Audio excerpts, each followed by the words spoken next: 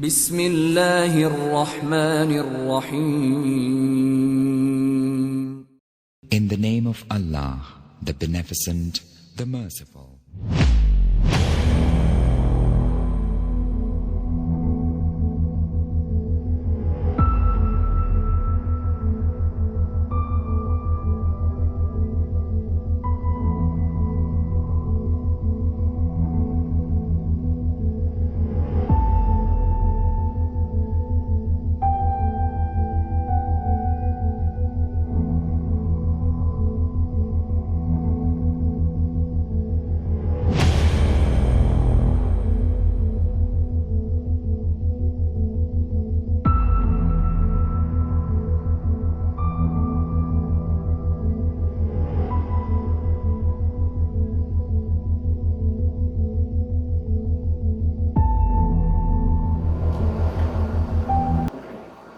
السلام علیکم ورحمۃ اللہ وبرکاتہ.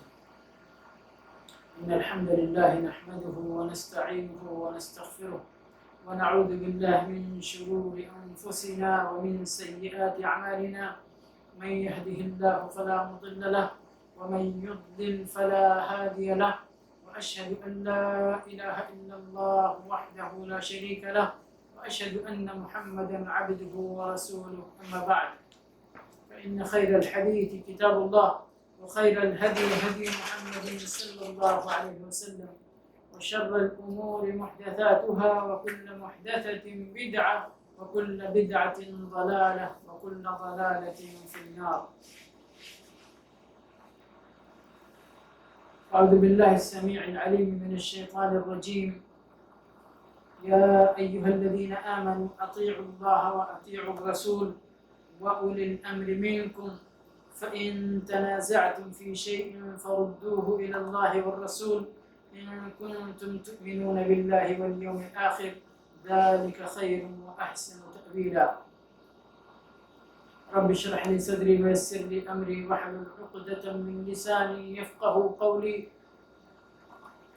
رب زدني علما رب زدني علما رب زدني علما. سبحانك لا علم لنا إلا ما علمتنا إنك أنت العليم الحكيم. اللهم أرنا الحق حقا وارزقنا اتباعه وأرنا الباطل باطلا وارزقنا اجتنابه. حمد و صلات کے بعد کل اللہ کی توفیق سے کلمہ شہادت لا الہ الا اللہ محمد الرسول اللہ کے پہلے ٹکڑے کی وضاحت پیش کی گئی، اور آج انشاءاللہ اس درس کے اندر اللہ کی توفیق سے اس کے دوسرے ٹکڑے یعنی محمد رسول اللہ صلی اللہ علیہ وسلم کا معنی اور اس کے تقاضے، نبی صلی اللہ علیہ وسلم کے حقوق، اس کے تعلق سے انشاءاللہ چند باتیں ذکر کی جائیں گی باذن اللہ تعالی. تو میرے بھائی اور دوستو، جیسا کہ آپ سب کو معلوم ہے کہ لا الہ الا اللہ محمد رسول اللہ، یہ دونوں ٹکڑوں کے ساتھ گواہی دینا یہ اسلام کا پہلا رکن ہے، پہلی بنیاد ہے. اسلام کی بنیاد 5 چیزوں پر رکھی گئی ہے، جس میں سے سب سے پہلی بنیاد، سب سے پہلا رکن ہے شہادت اللہ الہ الا اللہ وان محمد رسول اللہ. حدیث جبریل کے اندر ہے کہ ان تشهد ان لا الہ الا اللہ وان محمد رسول اللہ وتقيم الصلاة وتؤتي الزكاة وتصوم رمضان وتحج البيت إن استطعت إليه سبيلا. تو یہ دونوں کلمے بہت ہی اہم ہیں ہمارے اس دین کے اندر، اور اگر ایک کلمے پر کوئی بندہ اکتفا کرتا ہے اور دوسرے کلمے پر اس کا ایمان نہیں ہے، یعنی کلمے کے پہلے ٹکڑے پر ایمان ہے، دوسرے ٹکڑے پر ایمان نہیں ہے، تو یہ کافی نہیں ہے. یا اسی طرح سے دوسرے ٹکڑے پر ایمان ہو اور دوسرے کے حقوق کی رعایت کرے بندہ اور پہلے ٹکڑے کے اندر کمی کرے تو یہ بھی اس کے ایمان کے لیے کافی نہیں ہے، اس کا ایمان اس سے بھی مکمل نہیں ہوگا، بلکہ ضروری ہے کہ بیک ساتھ بیک وقت دونوں ٹکڑوں پر ہمارا ایمان ہو اور دونوں ٹکڑوں کے تقاضے پورے کیے جائیں، دونوں باتوں کی گواہی زبان سے دی جائے،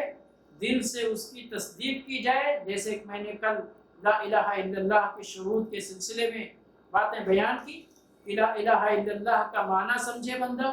اس پر یقین کرے، اس کو قبول کرے، اس کے معنی اور اس کے تقاضوں کے سامنے سر تسلیم خم کرے، اس کے تئیں سچا ہو، اس کے تئیں مخلص ہو۔ تو یہ ساری چیزیں جو لا الہ الا اللہ کے لیے ضروری ہیں، تقریباً وہ ساری چیزیں ہمارے محمد الرسول اللہ کے اس کلمے کے لیے بھی، جس کی وضاحت آج پیش کی جانی ہے، ضروری ہے۔ محمد الرسول اللہ کا مطلب کیا ہوتا ہے؟ یا اشہد و اشہد ان محمدا عبدہ ورسولہ، یا واشہد ان محمدا رسول اللہ کا مطلب کیا ہوتا ہے کہ میں اس بات کی گواہی دیتا ہوں کہ محمد صلی اللہ علیہ وسلم اللہ کے رسول ہیں، واشہد ان محمدا رسول اللہ، اور میں اس بات کی گواہی دیتا ہوں کہ محمد صلی اللہ علیہ وسلم اللہ کے رسول ہیں، یا اس کے ساتھ عبد کا کلمہ جو بڑھا کر شہادت مکمل کی جاتی ہے، واشہد ان محمدا عبدہ ورسولہ، اور میں اس بات کی گواہی دیتا ہوں کہ محمد صلی اللہ علیہ وسلم اللہ کے بندے اور اس کے رسول ہیں۔ تو یہ اس کلمے کا معنی ہے، یا یہ کہیے اس کا ترجمہ ہے حرفیًا۔ معنی سمجھنے کے لیے تھوڑا سا آپ کو ان کلمات پر غور کرنا پڑے گا، اور بطور خاص رسول کے کلمے پہ محمد صلی اللہ علیہ وسلم، یہ تو محمد صلی اللہ علیہ وسلم کا نام ہے، جو نام آپ کے دادا نے رکھا تھا۔ رسول، رسول اللہ، یا عبدہ و رسول، عبد کے اندر یہ چیز ثابت کرنی ہے کہ محمد صلی اللہ علیہ وسلم، جو میں نے آپ کو بتایا تھا اس درس کے اندر، قل انما انا بشر مثلکم یوحى الی انما الہکم الہ واحد فمن كان يرجو لقاء ربه فليعمل عملا صالحا ولا يشرك بعبادة ربه احدا، کہ اس کلمے کے اندر اللہ کے نبی محمد صلی اللہ علیہ وسلم کی بشریت اور آپ کی عبدیت اور عبودیت ثابت کی گئی ہے، کہ محمد صلی اللہ علیہ وسلم اللہ کے رسول ہیں، رسول کے ساتھ ساتھ اللہ کے بندے بھی ہیں، اللہ کے بندے بھی ہیں، اللہ کے برابر نہیں ہیں، اللہ کے ہمسر نہیں ہیں، بلکہ یہ عبد ہیں اور اللہ معبود ہے، یہ اللہ کے بندے ہیں اور اللہ الہ ہے، اللہ ہی عبودیت کے قابل ہے، اور یہ بندگی کرنے والے ہیں، اور اللہ رب العالمین کی بندگی کی جانی ہے، تو یہ اللہ کے عبد ہیں، جیسا کہ اللہ رب العالمین نے خود سورہ بنی اسرائیل کے اندر ارشاد فرمایا، اعوذ باللہ من الشیطان الرجیم، بسم اللہ الرحمن الرحیم، سبحان الذی اسری بعبدہ لیلا من المسجد الحرام الى المسجد الاقصى الذي باركنا حوله لنريه من آیاتنا انه هو السمیع البصیر، کہ پاک ہے وہ ذات، سبحان الذی، پاک ہے وہ ذات جو جس نے اپنے بندے کو راتوں رات، اسرا بعبدہ لیلا، راتوں رات، من المسجد الحرام الى المسجد الاقصى، مسجد حرام سے مسجد اقصی پہنچا دیا، تاکہ وہاں پر ان کو اللہ رب العالمین اپنی نشانیاں دکھلائے، لنریہ من آیاتنا، تاکہ ہم اس اپنے بندے کو، اپنے رسول کو، محمد صلی اللہ علیہ وسلم کو اپنی نشانیاں دکھلائیں۔ اللہ کے نبی صلی اللہ علیہ وسلم چند لمحات کے اندر مسجد حرام جو مکہ میں ہے، وہاں سے مسجد اقصی جو فلسطین کے اندر ہے، بیت المقدس، وہاں پر پہنچا دیا، اور وہاں پر اللہ کے نبی صلی اللہ علیہ وسلم نے اللہ کے حکم سے وہاں پر سارے نبیوں کی امامت کروائی، اور اس امامت کروانے نے یہ بات ثابت کر دیا کہ اس سارے جہان کے امام، کیونکہ اس سارے جہان کے امام وہ انبیاء اور رسولوں کی جماعت ہے، اور محمد صلی اللہ علیہ وسلم نے ان کی جماعت کرا کے، ان کی امامت کرا کے اپنی امامت کو سارے بندوں کے اوپر ثابت کر دیا کہ یہ سید ولد آدم ہیں، اور اس یعنی بشریت کے امام اور بشریت کے سردار جناب محمد رسول اللہ صلی اللہ علیہ وسلم ہیں۔ تو میں یہ عرض کر رہا تھا کہ اتنے جلیل القدر واقعے کا ذکر کرتے ہوئے اللہ رب العالمین نے اپنے بندے کا جب ذکر کیا تو کسی اور صفت کے ساتھ ذکر نہیں کیا، بلکہ ان کی عبودیت اور بندگی کے صفت کے ساتھ ذکر کیا۔ سبحان الذی اسرا بعبدہ، جو اپنے بندے کو لے کر راتوں رات گیا۔ رسول بھی کہہ سکتے تھے، نبی بھی کہہ سکتے تھے، نبی صلی اللہ علیہ وسلم کا نام لے کر بھی، محمد صلی اللہ علیہ وسلم کا نام لے کر بھی اللہ رب العالمین نے ذکر کیا ہے قرآن کریم کے اندر، وہ بھی ہو سکتا تھا، لیکن یہاں اتنے عزیز موقع پر اللہ رب العالمین نے جو اپنے بندے کی جو صفت بیان کی وہ اپنے بندے کا بیان کیا۔ اب محمد صلی اللہ علیہ وسلم کی جو صفت بیان فرمائی وہ عبد، اسرا بعبدہ، تو اللہ کے نبی صلی اللہ علیہ وسلم اللہ کے رسول کے ساتھ ساتھ اللہ کے بندے بھی ہیں۔ اور اس کے بعد رسول کا نمبر آتا ہے۔ اب رسول کا مطلب سمجھ لیجئے، اور یہی اگر ہم سمجھ گئے تو نبی صلی اللہ علیہ وسلم کے بارے میں، رسول اللہ صلی اللہ علیہ وسلم کے بارے میں بہت ساری جو بدعقیدگیاں لوگوں کے دلوں کے اندر یا لوگوں میں پھیلی ہوئی ہیں، وہ بدعقیدگیاں ختم ہو جائیں گی میرے بھائی دوستو۔ رسول کا معنی ہوتا ہے پیغامبر، پیغام جس کو ہم رسالہ، میسج کہتے ہیں، کہ کوئی پیغام لے کر، کوئی سندیش لے کر، کوئی میسج لے کر، کوئی رسالہ لے کر ایک بندہ، کوئی بھی شخص کسی دوسرے کے پاس جائے۔ اب یہاں پر رسول اللہ کا ہے، یعنی محمد صلی اللہ علیہ وسلم اللہ کے پیغامبر ہیں، اللہ کے پیغامبر ہیں، یعنی اللہ کے پیغامات کو اللہ کے بندوں تک پہنچانے والے ہیں۔ اسی لیے میسنجر بھی اس کا ترجمہ کیا جاتا ہے، سندیشتا بھی اس کا ترجمہ کیا جاتا ہے، پیغامبر بھی اس کا ترجمہ کیا جاتا ہے، اور عربی زبان میں رسول کہتے ہیں جو رسالہ لانے اور لے جانے والا ہے۔ تو محمد صلی اللہ علیہ وسلم کا کام کیا تھا اس دنیا کے اندر؟ کہ آپ اللہ کے پیغامات کو اللہ کی طرف سے لے کر، اب چاہے وہ جبریل امین کے ذریعے وحی کی شکل میں آئے، یا اللہ رب العالمین وحی کی اور کوئی شکل جو اختیار کرے اپنے نبی کے ساتھ، ان ساری شکلوں میں وحی جو اللہ کا پیغام آپ تک آتا تھا، اس پیغام کو آپ صلی اللہ علیہ وسلم اللہ کے بندوں تک پہنچائیں، یہی آپ کا کام تھا اور یہی آپ کی ذمہ داری تھی۔ اسی لیے اللہ رب العالمین نے قرآن کریم کے اندر ارشاد فرمایا ہے، یا ایھا الرسول بلغ ما انزل الیک من ربک، اے ہمارے پیغامبر، اے ہمارے رسول، اے محمد صلی اللہ علیہ وسلم، بلغ ما انزل الیک من ربک، اپنے رب کی طرف سے جو، تمہارے رب کی طرف سے جو چیزیں نازل کی جا رہی ہیں اس کو پہنچاؤ، اس کی تبلیغ کرو۔ تبلیغ کا معنی کیا ہوتا ہے؟ یہی جو پیغام دیا جاتا ہے، جو رسالہ دیا جاتا ہے پیغامبر کو یا رسول کو، رسالہ پہنچانے والے کو، تو اس کا جو کام ہے کہ اس رسالہ کو ایک جگہ سے لے، رسالہ دینے والے سے لے، اور جس تک اس رسالے کو پہنچانا ہے وہاں تک پہنچا دے، اس کو تبلیغ کہتے ہیں۔ تو اسی لیے یہاں پر ذکر کیا کہ اے ہمارے پیغام پہنچانے والے، اے ہمارے رسول، اے پیغامبر، بلغ ما انزل الیک من ربک، یعنی ہم نے تو اپنے پیغامات کو آپ تک پہنچا دیا، اب آپ جن تک ہم پہنچانا چاہتے ہیں ان تک ہمارا یہ پیغام پہنچائیے۔ وَإِن لَمْ تَفْعَلْ فَمَا بَلَّغْتَ رِسَالَتَهُ، اگر آپ نے ایسا نہیں کیا،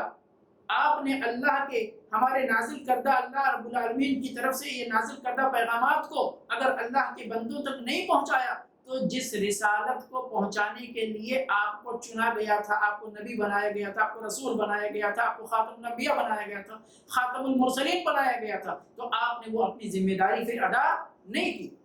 تو یہ ہے معنی رسول کا۔ اب یہاں پر ایک چیز میں بہت آسانی سے آپ کو سمجھانا چاہتا ہوں میرے بھائی اور دوستو، ہم سب دنیا کے جانتے ہیں کہ رسول جو پیغام پہنچاتا ہے، اب پیغام دینے والا یا جو پیغام ریسیو کرتا ہے، یہ دونوں طرف کے لوگ اس پیغامبر سے، اس نامہ بر سے کیا توقع رکھتے ہیں اور کیا چاہتے ہیں کہ وہ راستے میں رسالہ لیٹر کھول کر پڑھ لے پھر پہنچانے والے کے پاس پہنچائے،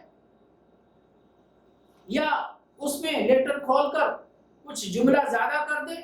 یا کچھ ریموو کر دے، کچھ گھٹا دے، کچھ بڑھا دے یا کچھ مٹا دے پھر آگے رسالہ پہنچائے۔ یقیناً سارے لوگوں کا جواب ہوگا نہیں۔ اس لیے برید کا پوسٹ آفس، پوسٹ کا جو ڈپارٹمنٹ ہوتا ہے، اس کے اندر کام کرنے والوں کو اور دنیا کے ہر حصے میں اس ڈپارٹمنٹ میں کام کرنے والوں لوگوں کو سب سے ایماندار مانا جاتا ہے۔ کیوں؟ اس لیے کہ یہ ایمانداری کا کام ہے، یہ ایمانداری کا تقاضا ہے اس کے اندر۔ اگر کچھ گڑبڑی کر کے، کچھ خرد برد کر کے، ان کا لیٹر ان کے پاس، ان کا لیٹر ان کے پاس، یا کچھ گھٹا کر بڑھا کر اگر، تو وہ گویا کہ وہ ڈاکیا، وہ پوسٹ مین ایماندار پوسٹ مین نہیں مانا جاتا ہے،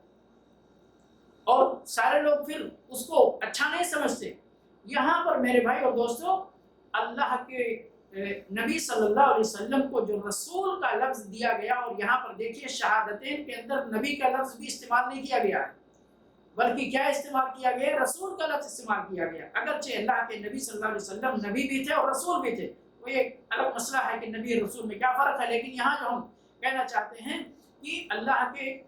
نبی صلی اللہ علیہ وسلم نبی بھی تھے اور رسول بھی تھے۔ رسول کی بات ہم یہاں کر رہے ہیں کہ رسول کا مطلب ہوتا ہے کہ ایک طرف سے رسالہ لے اور دوسری پارٹی کی طرف پہنچا دے، یہ اس کا کام ہوتا ہے بغیر کسی خرد برد کے۔ گویا کہ اللہ کے نبی صلی اللہ علیہ وسلم نے امت تک جو پیغامات پہنچائے ہیں، یہ شریعت، یہ دین، یہ ایمان، یہ آخرت کے بارے میں، یہ قبر کے بارے میں، جنت جہنم کے بارے میں، اور دنیاوی امور کے بارے میں جو بھی تعلیمات اللہ کے نبی صلی اللہ علیہ وسلم نے اپنی امت تک پہنچائی ہیں، وہ ساری کی ساری تعلیمات اللہ کی طرف سے ہیں، نہ کہ آپ صلی اللہ علیہ وسلم کے اپنے دل اور اپنے خواہشات کی طرف سے ہیں۔ تو یہاں پر اسی لیے ہم کہتے ہیں کہ نبی صلی اللہ علیہ وسلم کی طرف سے جو باتیں بھی امت کو پہنچی ہیں، ان دونوں کا حکم ایک ہے، عمل کرنے کے اعتبار سے، عمل کرنے کے اعتبار سے، اس کی تصدیق کرنے کے اعتبار سے ایک ہے۔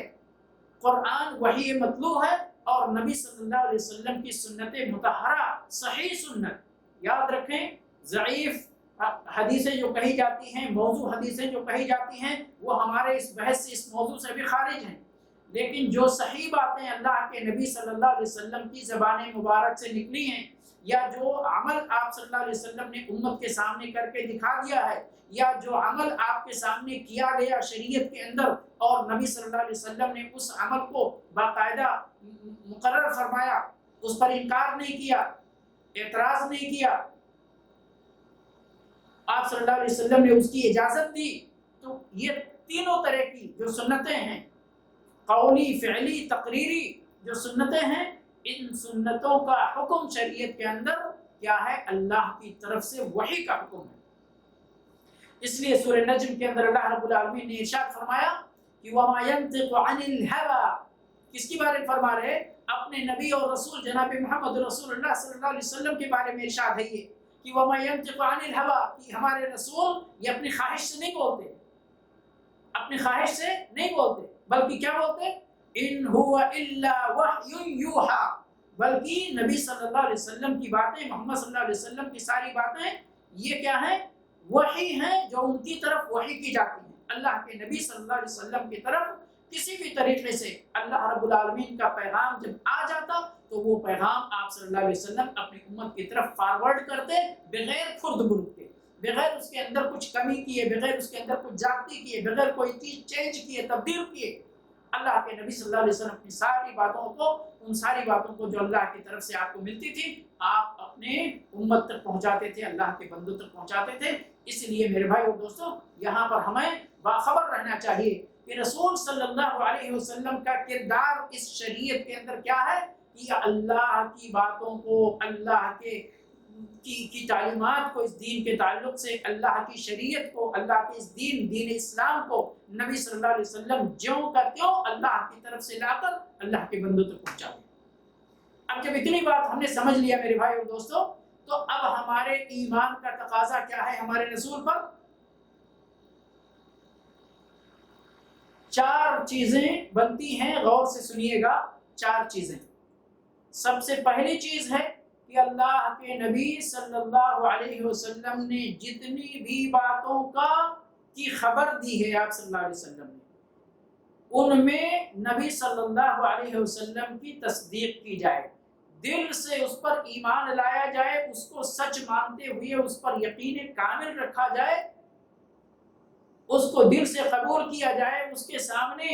آمنا و صدقنا کہا جائے، سر تسلیم خم کیا جائے اور اخلاص کے ساتھ اس کو قبول کیا جائے، محبت کے ساتھ اس کو قبول کیا جائے، ریاکاری کے ساتھ اس کو نہ قبول کیا جائے۔ تو تصدیق سب سے پہلی چیز ہے، یاد رکھیں، تصدیقہ فیما اخبر، کہ اللہ کے رسول صلی اللہ علیہ وسلم نے جن باتوں کا حکم دیا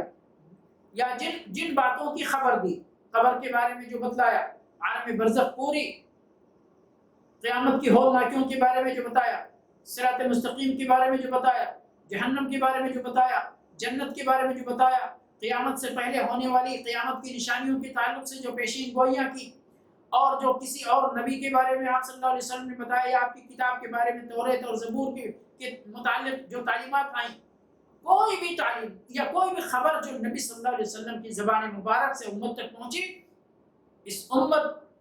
کے ایمان کا تقاضا ہے کہ ان ساری خبروں کی تصدیق کرے امت کا ہر فرد جو اپنے کو کلمہ گو کہتا ہے، جو لا الہ الا اللہ محمد الرسول اللہ کے کلمے کی گواہی دیتا ہے، اس کے لیے ضروری ہے کہ نبی صلی اللہ علیہ وسلم کی بتائی ہوئی ہر صحیح بات جو آپ کی زبان مبارک سے نکلی، اس کی تصدیق کرے۔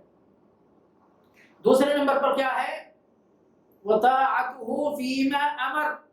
جن باتوں کا ہمارے رسول صلی اللہ علیہ وسلم نے حکم دیا ہے ان پر اطاعت و فرما برداری کی جائے، اطاعت و فرما برداری کی جائے۔ اور تیسری چیز وَالْإِجْتِنَابُ عَمَّا نَهَى عَنْهُ وَزَجَرَ،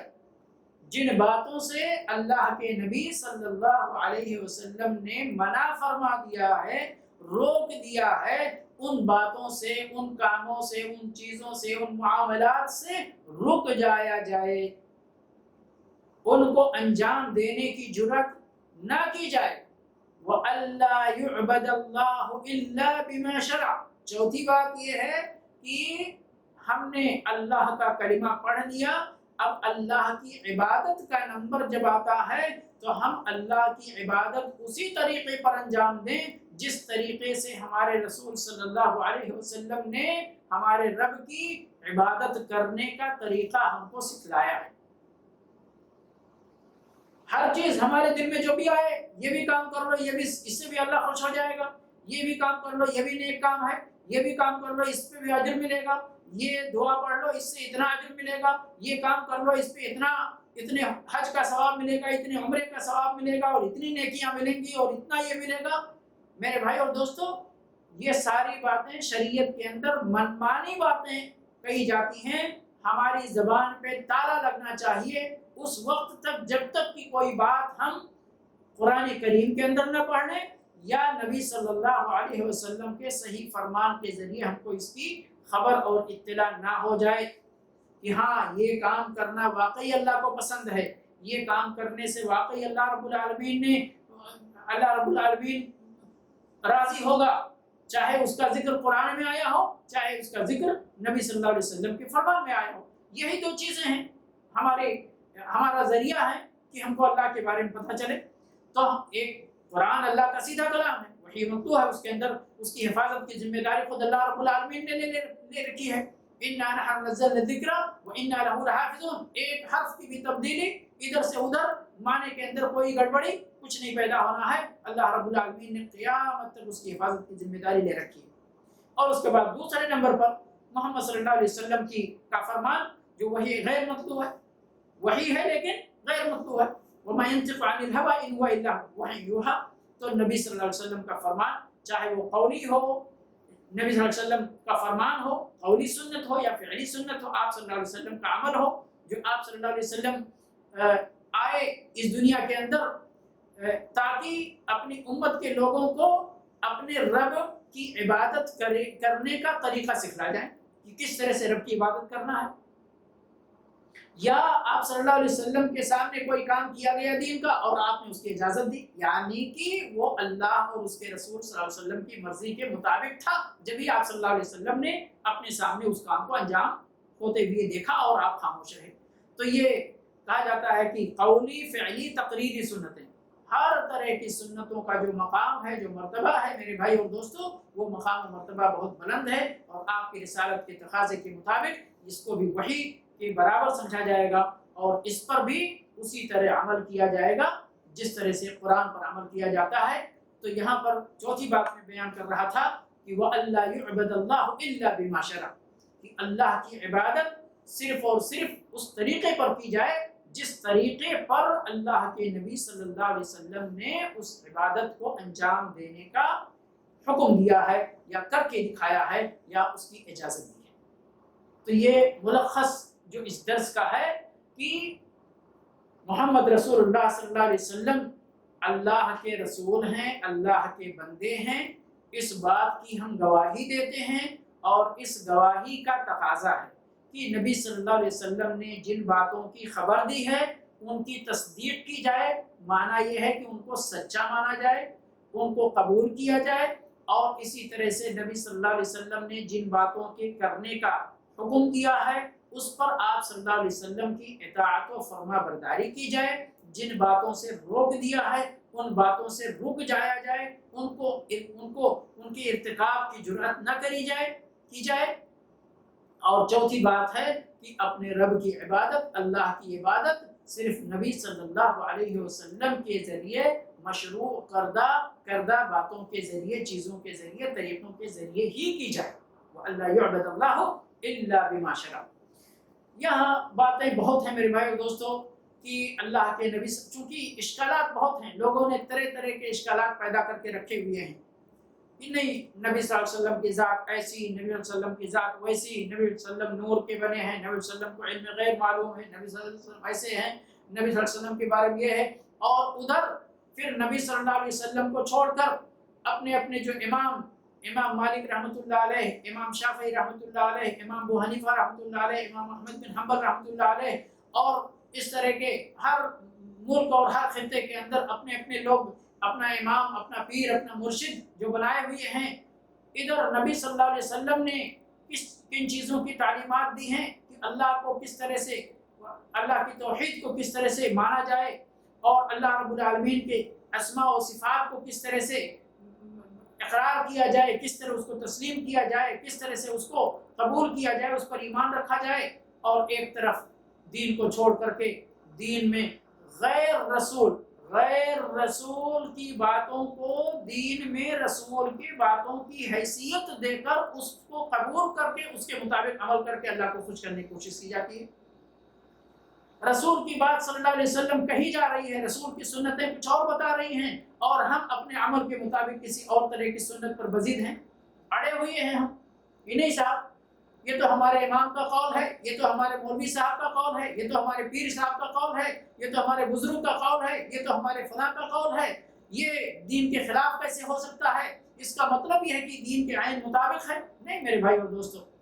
رسول صلی اللہ علیہ وسلم کی ذات معصوم ذات ہوتی ہے، معصوم ہوتی ہے، اللہ رب العالمین کی طرف سے ان کو عصمت دی گئی ہے۔ اسی آیت کے اندر بلغ ما انزل الیک من ربک وان لم تفعل فما بلغت رسالته واللہ یعصمک من الناس، اللہ رب العالمین اللہ کے نبی صلی اللہ علیہ وسلم کو فرماتے ہیں کہ ہم لوگوں سے آپ کی حفاظت کریں گے،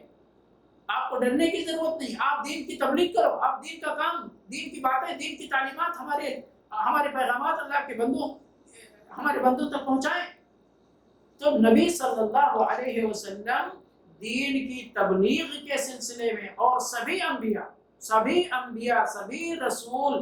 یہ دین کی تبلیغ کے سلسلے میں معصوم ہوتے ہیں، ان میں غلطی نہیں ہو سکتی۔ لیکن رسول اور نبی کے علاوہ باقی جو جیسے طالب علم ہیں، بڑے بڑے علماء ہیں، امام ہیں، دین کا بڑا علم ہے ان کے پاس، لیکن نبوت کا درجہ نہیں ہے۔ اگر نبوت کا درجہ ان کو مل جائے تو پھر ان کی بھی ساری باتیں 100% صحیح ہو جائیں گی۔ لیکن چونکہ آپ صلی اللہ علیہ وسلم خاتم الانبیاء والمرسلین تھے، آپ صلی اللہ علیہ وسلم کی اس امت میں آپ کے بعد ابھی کوئی نبی آنے والا نہیں قیامت تک، تو اس لیے ہم علماء اور طالب علم کی بات کرتے ہیں کہ یہ معصوم نہیں ہے۔ ان کی 100 باتیں پوری زندگی 100 صحیح نہیں ہو سکتی، 100% صحیح نہیں ہو سکتی۔ ہم انسان ہیں، غلطیاں کر سکتے ہیں، اس لیے ہم کو چاہیے کہ ہم اللہ کے نبی صلی اللہ علیہ وسلم کے علاوہ باقی لوگوں کی باتوں کو نبی صلی اللہ علیہ وسلم کی باتوں کی ترازو پر رکھ کر تولیں۔ کسی کی بھی غیر نبی کی بات اگر نبی صلی اللہ علیہ وسلم کی بات کے موافق ہو تو اس کو قبول کریں گے اور اس پر عمل کریں گے، اور اگر غیر نبی کی باتیں اللہ کے نبی صلی اللہ علیہ وسلم کی باتوں کے خلاف ہوں گی تو ہم معذرت کے ساتھ اس کہنے والے کی عزت اور احترام اور ادب کے ساتھ ہم اس کو انکار کریں گے کہ یہ ہمارے نبی صلی اللہ علیہ وسلم کی باتوں سے ٹکراتی ہوئی بات ہے، جیسا کہ امام مالک رحمۃ اللہ علیہ نے کہا تھا کل یؤخذ من قوله ویرد الا صاحب هذا القبر، کہ ہر آدمی اس قبر والے کو چھوڑ کر، یعنی نبی صلی اللہ علیہ وسلم کو چھوڑ کر باقی سارے اس دنیا کے اندر جتنے بھی علماء ہیں، امام ہیں، بزرگ ہیں، ولی ہیں، سارے لوگوں کی باتوں کو ہم اس نبی کی بات پر رکھ کر تولیں گے۔ جس کی بات اس نبی کے مطابق، اس کی بات ہمیں قبول، اور جس کی بات اس نبی کے خلاف ہے اس کی بات ہم کو قابل قبول نہیں ہے، ہم اس کی بات کو ٹھکرا دیں گے۔ یہ صاحب قبر یعنی رسول اکرم صلی اللہ علیہ وسلم ہی کی بات ایسی ہے جو 100% قابل قبول ہے۔ کوئی بھی آپ صلی اللہ علیہ وسلم کی ایک بات بھی دین کے اندر قابل رد نہیں ہے، ٹھکرانے کے قابل نہیں ہے، سبھی کی سبھی باتیں جان سے لگانے کی قابل ہیں۔ اس لیے میرے بھائی اور دوستو، ہمیں رسول کے مقام کو سمجھنا چاہیے، اور رسول کے مقام پر کسی غیر رسول کو لا کر نہیں بٹھانا چاہیے۔ جس طرح اللہ کے مقام تک غیر اللہ کو نہیں پہنچانا چاہیے، اسی طرح رسول اللہ کے مقام تک غیر رسول کو نہیں پہنچانا چاہیے۔ یہی دونوں کلمے یا اس کلمے شہادت کے دونوں ٹکڑوں کا تقاضا ہے۔ لا الہ الا اللہ کا تقاضا ہے کہ ہم غیر اللہ کو اللہ کے مقام تک نہ پہنچائیں، اور محمد الرسول اللہ کا تقاضا ہے کہ غیر رسول کو رسول اکرم محمد صلی اللہ علیہ وسلم کے مقام تک نہ پہنچائیں۔ تو اس لیے اتنی باتیں اپنی جان سے لگا کر رکھیے کہ ہم نے کلمہ یہی تو پڑھا ہے، یہی تو کلمے پڑھ کر ہم مسلمان ہوئے ہیں، لا الہ الا اللہ کا کلمہ، محمد الرسول اللہ کا کلمہ، اور ان دونوں کلموں کو الگ الگ کافی نہیں ہے۔ کوئی صرف لا الہ الا اللہ پڑھے، محمد رسول اللہ نہ پڑھے تو اس کا ایمان کافی نہیں، کوئی صرف محمد رسول اللہ پڑھے، لا الہ الا اللہ نہ پڑھے تو اس کا ایمان کافی نہیں۔ یہ دونوں کلمے لازم ملزوم ہیں۔ تو عبادت صرف اور صرف اللہ کی، اور طریقہ صرف اور صرف محمد رسول اللہ صلی اللہ علیہ وسلم کا۔ اللہ رب العالمین سے دعا مانگتے ہیں کہ پروردگار ہم تمام مسلمانوں کو اپنے نبی کی سچی پیروی کرنے کی توفیق عطا فرمائے، سچی اطاعت اور فرما برداری کرنے کی توفیق عطا فرمائے۔ ہمیں رب العالمین اللہ پر ایمان کامل عطا فرمائے، اور اپنے رسول پر ایمان صادق، ایمان کامل عطا فرمائے۔ جب تک ہم اس دنیا میں رہیں اسی ایمان کے ساتھ جئیں، اور جب بھی اس دنیا سے جائیں تو تو اسی ایمان کے ساتھ رخصت ہوں. وآخر دعوانا الحمدللہ رب العالمین وصلی اللہ علی نبینا محمد وعلی آلہ واصحابہ اجمعین. السلام علیکم ورحمۃ اللہ.